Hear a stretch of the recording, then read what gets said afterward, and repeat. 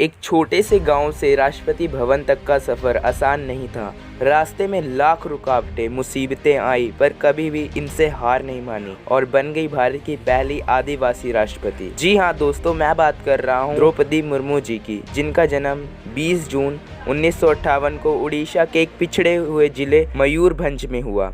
इनके पिताजी एक किसान थे। इनका सारा बचपन गरीबी में गुजरा, लेकिन इन्होंने कभी भी हालातों के सामने घुटने नहीं टेके।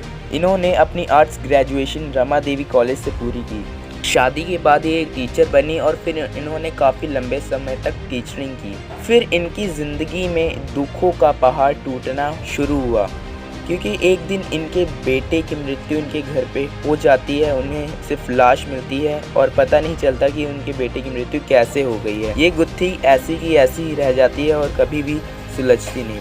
अभी इस दुख से निकले हुए कुछ साल ही हुए थे कि उनके दूसरे बेटे की मृत्यु एक रोड एक्सीडेंट में हो जाती है। अभी इस दुख से बाहर निकली ही नहीं थी कि कुछ महीनों बाद उनके पति की भी मृत्यु हो जाती है। अब सिर्फ वह और उनकी बेटी ही घर में बचती हैं और बाद में बेटी घर संभालने के लिए बैंक में जॉब करने लगती है।